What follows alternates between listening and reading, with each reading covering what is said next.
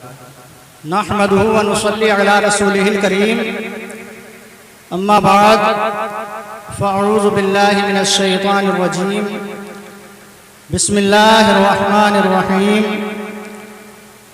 قد افلح من تزكى صدق الله مولانا العظيم وصدق رسوله النبي الامين الكريم ونحن على ذلك لمن الشاهدين والشاكرين والحمد للہ رب العالمین۔ ماشاءاللہ یہ آپ حضرات کی محبتیں ہیں کہ آپ حضرات نے اس مبارک محفل میں ہر طرح سے اپنی جان سے، اپنے مال سے، اپنے ہر طرح سے اس محفل میں شرکت کی ہے۔ اللہ تبارک و تعالی ہماری اس مبارک محفل کو اپنی بارگاہ میں شرف قبولیت عطا فرمائے، آمین۔ اور اس کے صدقے میں ہم تمام کے گھروں سے جتنے بھی مرحومین مرحومات رخصت ہو گئے ہیں ان تمام کے جملہ صغائر و کبائر گناہوں کو معاف فرمائے، آمین اللہ آمین۔ کیونکہ یہ بڑی ہی مبارک رات ہے اور اس رات کے کیا ٹھکانے ہیں جس کے بارے میں خود اللہ تبارک و تعالی نے ارشاد فرما دیا ہو کہ اے میرے بندو اس مبارک رات میں تمہیں جو مانگنا ہے مجھ سے مانگ لو، تمہیں اگر اپنے گناہوں کی بخشش چاہنا ہے تو مجھ سے چاہ لو، تمہیں اپنی روزی مانگنا ہے تو مجھ سے مانگ لو، تمہیں اپنی عزت میں اضافہ چاہنا ہے تو مجھ سے مانگ لو، غرض کے جو چیز بھی تم مجھ سے مانگو گے اس مبارک رات کے صدقے میں تمہیں عطا کروں گا۔ سبحان اللہ، یہ وہ مبارک رات ہے۔ کچھ ذکر کرنے سے قبل نعت پاک کے چند اشعار پیش خدمت ملاحظہ فرما لیں، اس سے پہلے درود پاک پڑھ لیں۔ اللہم صلی علی سیدنا محمد مبارک وسلم صلی اللہ علیہ وسلم علیہ رسول اللہ صلی اللہ علیہ وسلم۔ نور محفل پہ چادر تنی نور کی، نور محفل پہ چادر تنی نور کی، نور پھیلا ہوا آج کی رات، کیا بات ہے، سبحان اللہ سبحان اللہ۔ نور محفل پہ چادر تنی نور کی، نور پھیلا ہوا آج کی رات ہے، اور چاندنی میں ہے ڈوبے ہوئے دو جہاں، چاندنی میں ہے ڈوبے ہوئے دو جہاں، کون جلوہ نما آج کی رات ہے، چاندنی میں ہے ڈوبے ہوئے دو جہاں، کون جلوہ نما آج کی رات ہے، نور محفل پہ چادر تنی نور کی، اور مانگ لو مومنو مانگ لو، مانگ لو مومنو مانگ لو۔ یہ اللہ تبارک و تعالیٰ کے رسول صلی اللہ علیہ وسلم نے ہم تمام کو بتا دیا کہ مانگ لو مومنو مانگ لو، مانگنے کا مزہ آج کی رات ہے۔ اب یہ مانگنے کا مزہ آج کی رات تو ہے، لیکن اب یہ سماعت کر لیں کہ یہ مانگنے کا مزہ آج کی رات ہے کس کے لیے؟ یہ تو اللہ تبارک و تعالیٰ نے ارشاد فرما دیا مانگ لو، لیکن وہیں پر ہی اللہ تبارک و تعالیٰ نے یہ بھی ارشاد فرما دیا کہ جو مانگنے لائق ہے، جو مانگنے کا اہل ہے اسی کو میری بارگاہ سے دیا جائے گا، ورنہ جو مانگنے کا اہل نہیں ہے اس کو اگرچہ وہ ساری کائنات مانگے لیکن اس کو میری بارگاہ سے رحمت کا ایک ذرہ نہیں دیا جائے گا۔ قد افلح من تزکا، کامیاب ہو گیا وہ جس نے اپنے آپ کو پاک کر لیا۔ تو حضرات اس مبارک رات میں اور اس مبارک محفل میں جو ہم اور آپ حاضر ہوئے ہیں، اللہ کے نبی صلی اللہ علیہ وسلم نے ارشاد فرمایا کہ اس رات میں زیادہ سے زیادہ نفل نمازیں پڑھو، زیادہ سے زیادہ قرآن پاک کی سجاؤ اللہ تبارک و تعالیٰ کا ذکر اکٹھے ہو کر کے کرو، کیونکہ اللہ تبارک و تعالیٰ کی جتنی رحمتیں مجلسوں پر ہوتی ہیں، جتنی رحمتیں اکٹھے ہونے پر نازل ہوتی ہیں، اتنی رحمتیں کسی اکیلے پر نازل نہیں ہوتی۔ سبحان اللہ، بے شک۔ کیونکہ جب لوگ اکٹھا ہو کر کے اللہ والوں کا ذکر کرتے ہیں تو نامعلوم ان میں کون ایسا اللہ کا ولی نکل آئے جس کی برکت سے وہ ساری محفل قبول ہو جائے۔ بے شک۔ ان محفلوں کی برکتیں، اور اللہ کے نبی صلی اللہ علیہ وسلم نے ارشاد فرمایا کہ ان محفلوں میں اپنے مرحومین اور اپنے مردوں کے نام سے جتنا زیادہ ہو سکے ایصال ثواب کرو۔ تو یہ جو محفلیں سجائی گئی ہیں، ہم نے نمازیں پڑھی ہیں، یا جو بھی ہم نے اپنا مال روپیہ پیسہ اس میں خرچ کیا ہے، سب کچھ اپنے مرحومین کے نام سے خرچ کیا ہے اور اپنی آخرت کے لیے خرچ کیا ہے۔ بے شک۔ آج ہم اور آپ یہاں پر بیٹھے ہوئے ہیں تو اپنی آخرت سدھارنے کے لیے یہاں پر بیٹھے ہوئے ہیں، لیکن میرے بزرگوں ذرا یہ سوچو، یہ بات حقیقت ہے کہ ہم نے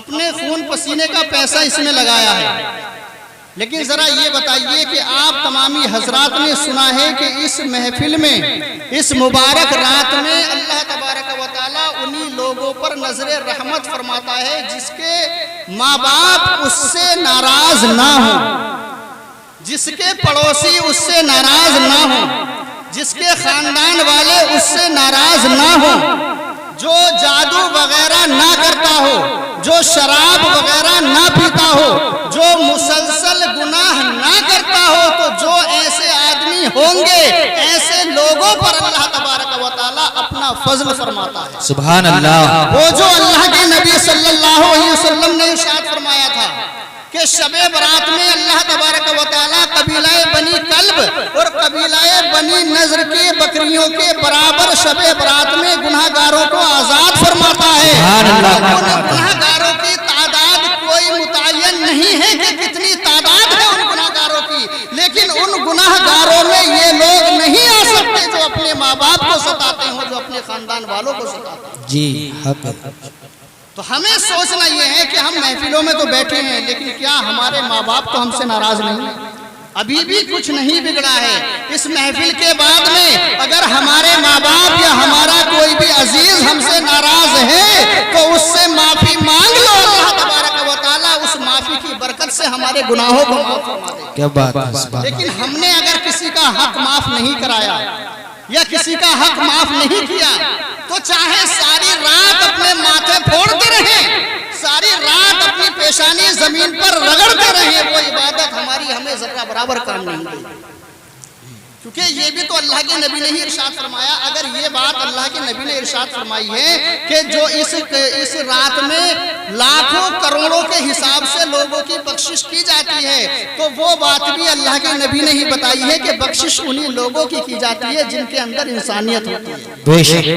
جن کے اندر آپس میں میل محبت ہوتی ہے، جو اپنے ماں باپ کی کبھی نافرمانی نہ کریں۔ ماں باپ کے معاملے میں حضرت اویس قرنی رضی اللہ تعالیٰ عنہ کو کون نہیں جانتا ہے کہ حضرت اویس قرنی کتنے بڑے اللہ کے رسول صلی اللہ علیہ وسلم سے محبت کرنے والے تھے۔ جی جی بے شک۔ لیکن اب دیکھیے اللہ کے نبی صلی اللہ علیہ وسلم جو کہ سارے عالم کے سردار ہیں، حضرت اویس قرنی حضرت نبی کریم صلی اللہ علیہ وسلم سے اتنی محبت فرماتے تھے، لیکن پھر بھی اپنی ماں کی خدمت کی وجہ سے آپ نے کبھی سرکار کا دیدار نہیں کیا۔ جی اللہ اکبر۔ کیوں؟ حالانکہ چاہتے تو سرکار کا دیدار کر سکتے تھے، کیونکہ سرکار اس وقت میں باقید حیات تھے، لیکن حضرت اویس قرنی صرف اپنی ماں کی خدمت کی وجہ سے نہیں گئے۔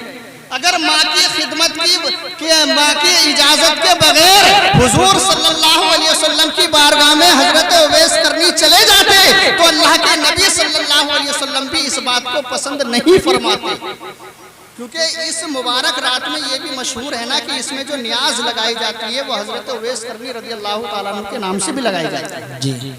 تو جب حضرت اویس قرنی کے ہم ماننے والے ہیں تو کم سے کم ہمیں حضرت اویس قرنی کے طریقے کو بھی اپنانا ہوگا۔ تو اب یہ ماں باپ ہمارے لیے، سب کے لیے، جب آج ہم یہ امید رکھتے ہیں اپنی اولاد سے کہ ہماری اولاد ہماری نافرمانی نہ کرے تو ہمارے ماں باپ بھی ہم سے یہی امید رکھتے ہیں کہ ہماری اولاد بھی ہماری نافرمانی نہ کرے۔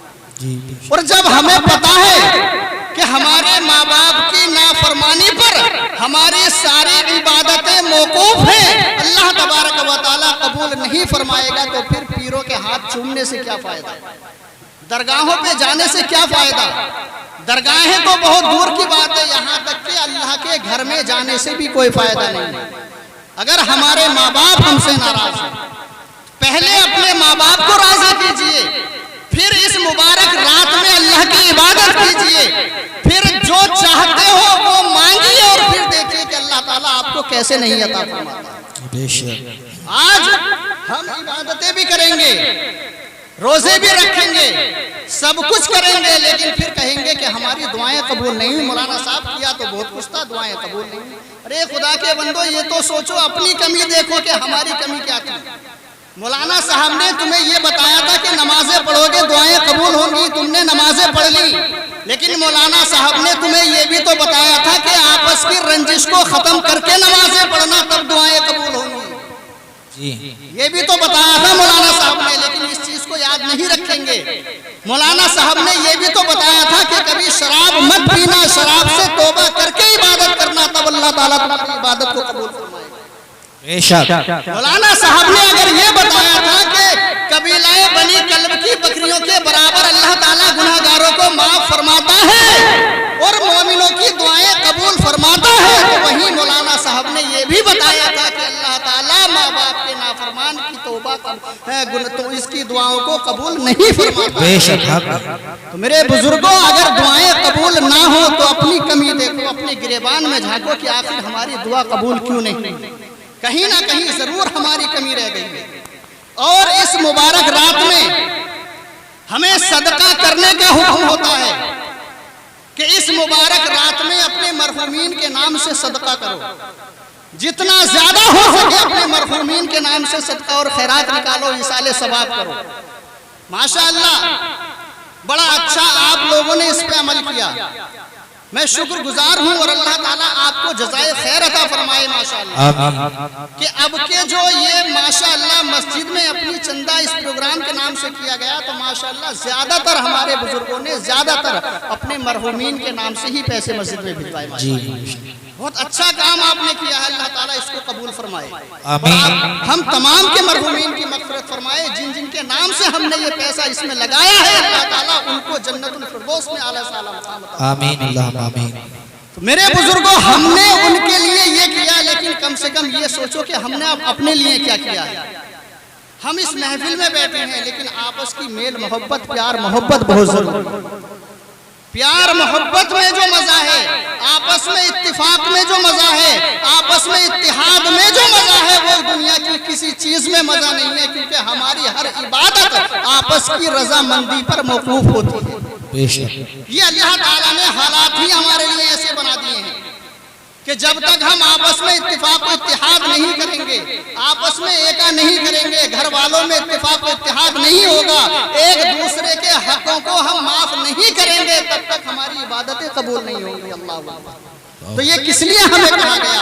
یہ صرف اس لیے کہا گیا تاکہ مسلمانوں میں آپس میں بھائی چارہ بنا رہے۔ ہم اویس کرنی کے ماننے والے ہیں، سمجھتے رہیے گا، اعلیٰ حضرت کے ماننے والے ہیں، غوث اعظم کے ماننے والے ہیں، اور امام اعظم کے ماننے والے ہیں، شہید اعظم کے ماننے والے ہیں۔ ان سب کو تو چھوڑیے، سب سے بڑی بات رسول اعظم کے ماننے والے ہیں۔ لیکن آپ نے کبھی ان بزرگوں کی زندگی پر غور کیا کہ کیا انہوں نے کبھی اپنے کسی پڑوسی کو ستایا؟ کیا انہوں نے اپنے ماں باپ کی نافرمانی کی؟ کیا انہوں نے کبھی اپنے کسی بھائی کا حق مارا؟ کیا انہوں نے کبھی کسی چھوٹے پر ظلم کیا؟ کیا انہوں نے کبھی کسی بڑے کی بے عزتی کی؟ کیا انہوں نے کبھی اپنی ماں پر ہاتھ اٹھایا؟ کیا انہوں نے کبھی اپنے باپ کو گالی دی؟ نہیں، بلکہ اگر ماں باپ کی عزت کا سوال آتا تھا، ماں باپ کے سامنے جھکنے کا سوال آتا تھا، تو یہ لوگ اپنے سروں کو ماں باپ کے قدموں میں رکھ دیا کرتے تھے۔ لیکن آج ہم ہیں، ماں باپ کے قدموں میں سر رکھنا تو بہت دور کی بات ہے، ہم ماں باپ کے لیے جگہ دینے کو تیار نہیں ہیں۔ اللہ اکبر۔ اللہ یہ ساری باتیں صرف اور صرف اس لیے بتائی جا رہی ہیں کہ یہ مبارک رات ہے، اور اس مبارک رات کی عبادتیں ہماری سب موقوف ہیں ہمارے دوسروں کے، جب تک ہم دوسروں سے حق معاف نہیں کرا لیں گے اللہ تعالیٰ ہماری عبادتیں قبول نہیں کریں گے۔ اب یہ صدقہ دیکھیے، صدقے کے بارے میں جو ہم صدقہ اور خیرات اپنے مرحومین کے نام سے کرتے ہیں، تو اللہ کے رسول صلی اللہ علیہ وسلم ارشاد فرماتے ہیں کہ جب اللہ تبارک و تعالیٰ نے زمین کو پیدا فرمایا، زمین ہلنے لگی، کانپنے لگی، تو اللہ تعالیٰ نے زمین پر پہاڑوں کو رکھ دیا۔ جب پہاڑوں کو رکھا تو زمین ایک دم ساکت ہو گئی، رک گئی اپنی جگہ پر۔ فرشتوں نے عرض کیا، اے اللہ تعالیٰ، کیا تو نے پہاڑوں سے زیادہ طاقتور کسی چیز کو پیدا کیا ہے؟ ویسے تو یہ حدیث بہت لمبی ہے، لیکن مختصر طور پہ بتا رہا ہوں۔ اللہ تعالیٰ نے کہا کہ ہاں، میں نے پہاڑوں سے زیادہ طاقتور لوہے کو بنایا ہے، پھر لوہے سے زیادہ طاقتور آگ کو بنایا ہے، آگ سے زیادہ طاقتور ہوا کو، پانی کو بنایا ہے، اور پانی سے زیادہ طاقتور ہوا کو بنایا ہے۔ اور اللہ تبارک و تعالیٰ نے پھر فرشتوں سے ارشاد فرمایا کہ ہوا سے زیادہ طاقتور میں نے اس صدقے کو بنایا ہے جسے کہ مومن بندہ اپنے داہنے ہاتھ سے اس حال میں خرچ کرتا ہے کہ اس کے بائیں ہاتھ کو اس کی خبر نہیں ہوتی۔ اللہ صدقے کی بدولت، اور ظاہر سی بات ہے یہ ہمارا ایمان ہے، ہمارا یقین ہے کہ اللہ کے نبی صلی اللہ علیہ وسلم نے جو ارشاد فرمایا وہ حق ہے، وہ اپنی جگہ پر اٹل ہے۔ زمانہ اپنی جگہ سے ہٹ سکتا ہے، لیکن اللہ کے نبی صلی اللہ علیہ وسلم نے جو ارشاد فرما دیا وہ چیز اپنی جگہ سے نہیں ہل سکتی۔ تو یہ صدقہ اور خیرات، روایتوں میں آتا ہے کہ حضرت عیسیٰ علیہ السلام کے زمانے میں ایک دھوبی تھا، اس سے لوگ بڑے پریشان تھے۔ لوگ عیسیٰ علیہ السلام کے پاس آئے اور آ کر کے عرض کیا، حضور ہم اس دھوبی سے بڑے پریشان ہیں، یہ ہمیں بڑا ستاتا ہے، بہت زیادہ سب کو مارتا ہے، اور یہ تھوڑا طاقتور ہے، سب پہ ظلم کرتا ہے، لہٰذا اس کے لیے آپ بد دعا فرما دیں کہ یہ زندہ نہ رہے، اللہ تعالیٰ اس کو یہاں سے اٹھا لے۔ عیسیٰ علیہ السلام نے دعا فرما دی کہ اللہ تعالیٰ تو اس کی جان نکال دے، اس کو اپنے پاس بلا لے۔ وہ کپڑوں کی گٹھری لے کر کے ندی کے کنارے کپڑے دھلنے کے لیے چلا گیا۔ جب وہ کپڑے دھل رہا تھا تو وہاں پر ایک اللہ والا پہاڑ سے نیچے اتر کے آیا، اور اس اللہ والے نے اس سے کہا کہ بھائی اللہ کے نام پر تیرے پاس اگر کچھ کھانے کو ہو تو مجھے دے دے۔ اس دھوبی نے ایک روٹی اس اللہ والے کو دے دی۔ اللہ والے نے دعا دی کہ اللہ تعالیٰ تجھے سلامت رکھے، آمین۔ پھر انہوں نے کہا کہ اگر تھوڑا کچھ اور ہو تو دے دے، یہاں تک کہ اس دھوبی کے پاس میں وہ اپنا کھانا جو لے کر کے گیا تھا کھانے کے لیے، تو اس کے پاس میں 3 روٹیاں تھی، تینوں روٹیاں اس نے اسی اللہ والے کو دے دی، اور کپڑے دھو کر کے اپنے گھر واپس آ گیا۔ جب لوگوں نے دیکھا کہ دھوبی تو واپس آ گیا ہے اور یہ پھر ہمیں پریشان کرے گا، تو لوگ عیسیٰ علیہ السلام کی بارگاہ میں گئے، جا کر کے عرض کیا، حضور وہ دھوبی جس کے لیے آپ نے بد دعا کی تھی وہ تو پھر واپس آ گیا ہے، وہ اس کی جان نہیں نکالی گئی، وہ ابھی نہیں مرا ہے۔ حضرت عیسیٰ علیہ السلام کو بڑا تعجب ہوا کہ کیسی بات کر رہے ہو، وہ نہیں مرا، میری دعا تو اللہ کی بارگاہ میں قبول ہو گئی تھی، میری دعا تو اللہ کی بارگاہ میں قبول ہو چکی تھی، وہ کیسے نہیں مرا، لہٰذا اس کو میرے پاس لے کر کے آؤ۔ حضرت عیسیٰ علیہ السلام نے جب اس کو اپنے پاس میں بلایا، اس کی گٹھریاں کھلوائیں، اس کی گٹھری جب کھول کے دیکھا تو اس کی گٹھری میں ایک بہت ہی خطرناک سانپ تھا، اور جس کا منہ کھلا ہوا تھا اور اس کے کھلے ہوئے منہ میں لوہے کی لگام لگی ہوئی تھی۔ اللہ، سانپ کا منہ کھلا ہوا تھا اور اس منہ میں لوہے کی لگام لگی ہوئی تھی۔ اللہ کے نبی نے اس سانپ سے ارشاد فرمایا کہ تجھے تو اس آدمی کو ڈسنے کے لیے بھیجا گیا تھا، تو نے اسے کیوں نہیں ڈسا؟ تو اس سانپ نے، یہ دیکھیے صدقے کی فضیلت کیا ہے جو ہم آج اپنے لیے یا اپنے مرحومین کے لیے کرتے ہیں۔ تو اس نے جب حضرت عیسیٰ علیہ السلام نے اس سے کہا کہ تجھے اس کو ڈسنے کے لیے بھیجا گیا تھا، تو نے اس کو کیوں نہیں ڈسا؟ تو سانپ نے کہا کہ حضور میں اس کو ڈسنے ہی والا تھا کہ کوئی فقیر اس سے کچھ مانگنے کے لیے آیا، اس نے اللہ کے نام پر اس چیز کو صدقہ کر دیا، جیسے ہی اس نے اللہ کے نام پر اس چیز کو صدقہ کیا، اللہ تبارک و تعالیٰ نے فوراً میرے منہ میں لوہے کی لگام لگا دی، اللہ، جس کی وجہ سے میں اس کو نہیں ڈس سکا۔ تو یہ جو مبارک راتیں ہوتی ہیں، یہ مبارک راتیں صدقہ اور خیرات کرنے کی ہوتی ہیں۔ نمازیں پڑھنے کی ہوتی ہیں، قرآن پاک کی تلاوت کرنے کی ہوتی ہیں، اور یہ جو مبارک محفلیں سجتی ہیں ان کو سجانے کی ہوتی ہیں۔ ایک حدیث پاک آپ حضرات کے سامنے اور بیان کروں گا، اس کے بعد انشاءاللہ رخصت ہو جاؤں گا۔ انہی محفلوں کی برکت سے، انہی محفلوں کی برکت کیا ہے؟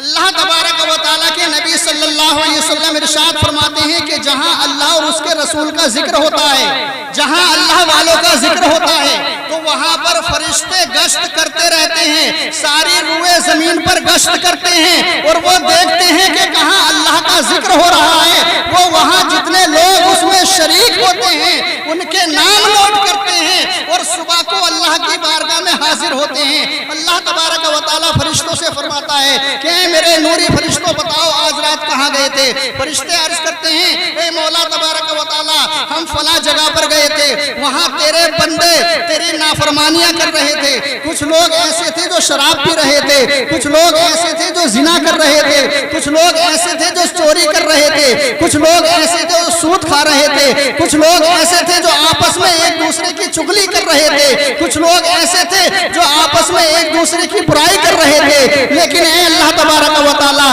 جہاں زمین پر تیری نافرمانی ہو رہی تھی وہیں پر کچھ تیرے نیک بندے ایسے بھی تھے جو تیرا اور تیرے محبوب کا ذکر کرتے۔ سبحان اللہ، بے شک کیا بات ہے۔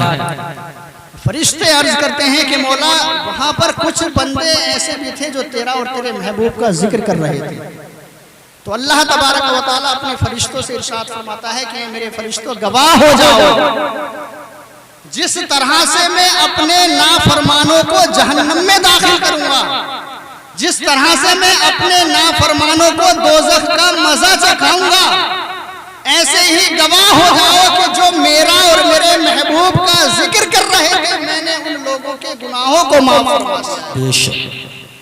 یہ برکتیں ان محفلوں کی ہوتی ہیں، ان محفلوں کی برکت سے۔ اور یہ اس کو کم مت سمجھنا کہ ہم جلسے میں بیٹھے ہیں، ہمیں نمازیں پڑھنے کا موقع نہیں مل رہا، نمازیں پڑھنے کا موقع بھی ملے گا انشاءاللہ، دیکھیں گے، ہم بھی مسجد میں ہی ہیں، دیکھیں گے کون کتنی نمازیں پڑھے گا انشاءاللہ۔ تو یہ نمازیں بھی پڑھیں گے انشاءاللہ، اور ان محفلوں کو بھی سجائیں گے انشاءاللہ۔ نہ معلوم کون سی محفل ہمارا رب اپنی بارگاہ میں قبول فرما لے۔